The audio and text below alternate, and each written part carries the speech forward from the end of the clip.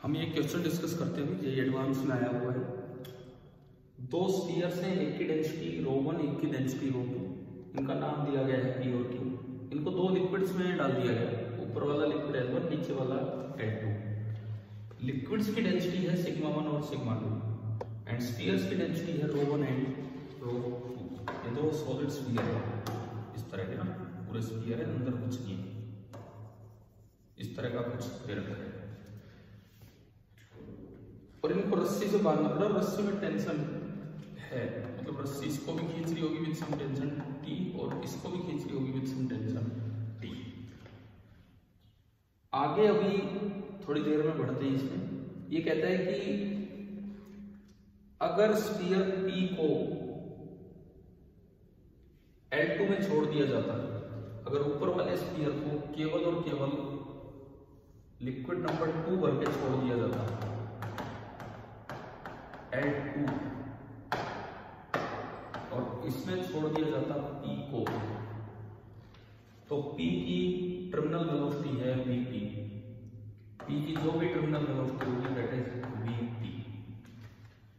Similarly Q को केवल L2 में छोड़ दिया जाता है, केवल L1 में। इससे कहता है कि कैसा रहेगा, ओनली लिक्विड भरा होता L1, ओनली लिक्विड भरा होता L1 और आपने इसमें छोड़ दिया होता Q को, इसकी डेंसिटी है ρ2, P की डेंसिटी थी ρ1 और इसकी टर्मिनल वेलोसिटी में नहीं पता क्या है, तो इन्होंने बोल दी Pq। ये इंफॉर्मेशन दे रखी है। अच्छा, दोनों लिक्विड्स की विस्कोसिटी दे रखी है η1 एंड η2। ये वाला लिक्विड η1 विस्कोसिटी रखता है और ये वाला लिक्विड η2। इस समय दोनों फ्लोट कर रहे हैं। अगर इस P को केवल L2 में छोड़ दिया जाता तो उसकी टर्मिनल वेलोसिटी Vp है, अगर इस Q को केवल L1 में छोड़ दिया जाता तो उसकी टर्मिनल वेलोसिटी है Vq। ये इंफॉर्मेशन गिवन है। अब इन्होंने 4 ऑप्शन दिए हैं हमें, मल्टी करेक्ट टाइप के क्वेश्चन है।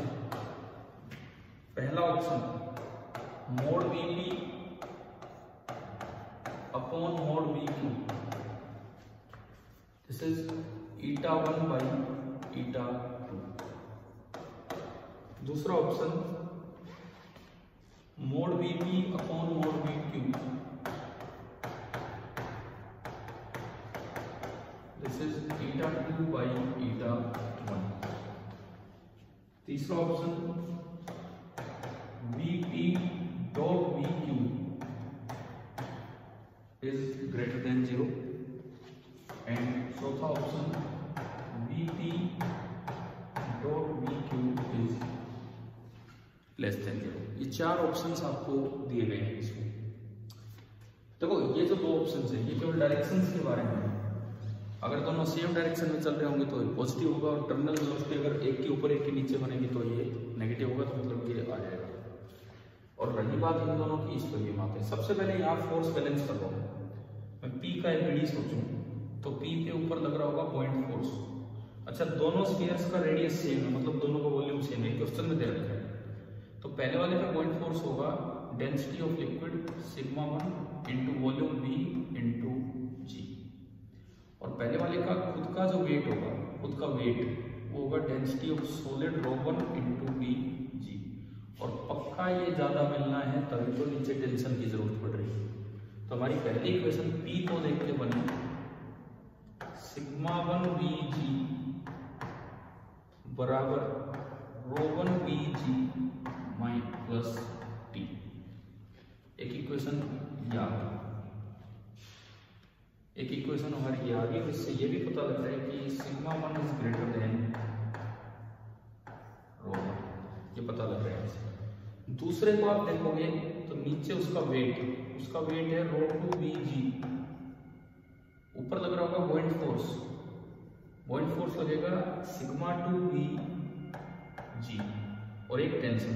तो इस बार इक्वेशन बनेगी ρ2 Vg बराबर σ2 Vg प्लस टेंशन T। और इससे ये पता लग रहा है कि ρ2 बड़ा है σ2 से। सबसे पहले मैं इनमें एक रिलेशन निकाल रहा हूँ, इसको मैं सबट्रैक्ट कर रहा हूँ। टी से टी कट जाएगा, सब्ट्रैक्ट करते ही टी से टी कट जाएगा और ये बनेगा बीजी से बीजी भी कट जाएगा, ये बनेगा sigma 1 minus rho 2 is equal to rho 1 minus sigma 2। Sigma 1 minus rho 2 is equal to rho 1 minus sigma 2। एक तो ये पता लगा, sigma 1 minus rho 2 is equal to rho 1 minus sigma 2, ये हमें पता लग रहा है। अब मैं आता हूं Vp और Vq कैलकुलेट करने की तरफ। तो टर्मिनल वेलोसिटी का फॉर्मूला होता है Vp 2/9 एक r स्क्वायर, r दोनों का ही सेम है, 9 के नीचे ईटा आएगा लेकिन इसको L2 में रखा गया है तो यहाँ आएगा ईटा 2 इंटू होता था rho minus sigma. Now rho means density of solid, rho 1 minus sigma means sigma 2 और इनटू जी। ये हमने लिखा Vp। अब मैं लिखता हूं Vq।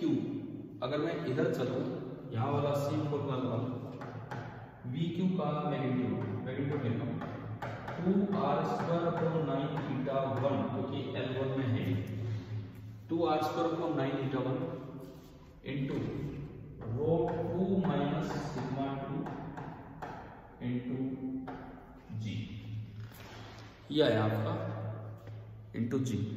अगर आप इन दोनों को डिवाइड करें,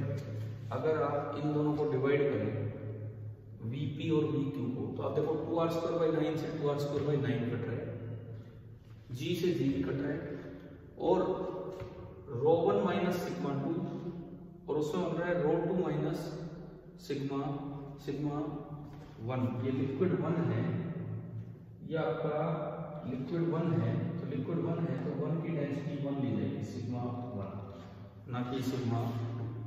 क्या ये समझ आ गया है? मैं इसके अभी जो मैंने फॉर्मूला लिखा है मैं सीधा Vp लिख रहा हूँ, वही क्या है। अच्छा अब देखो इसमें ये चीज इसके बराबर है सिग्मा रो 1 माइनस सिग्मा 2। नाउ रो 1 माइनस सिग्मा 2 और उसमें आ रहा है रो 2 माइनस सिग्मा 1, तो उसमें से एक कॉमन ले लो आप माइनस। अगर आप एक माइनस कॉमन लें, ये बन रहा है 2r² 9 eta 1 into sigma 1 minus rho 2 into g. अब अगर आप इसका और उसका रेशियो लेंगे, अब अगर आप इस इक्वेशन को उस इक्वेशन से डिवाइड करेंगे तो आपका आएगा Vp upon Vq is equal to, सब कुछ कट रहा है, रो 1 माइनस सिग्मा 2 से सिग्मा 1 माइनस रो 2 कट जाएगा, सब कुछ ही तो कैंसिल हो रहा है। एक तो बचा 1 अपॉन ईटा 2 और एक बचेगा माइनस का 1 अपॉन ईटा 1, तो वो ऊपर चला जाएगा ईटा 1 अपॉन ईटा 2। फाइनली ये निकल के आ रहा है।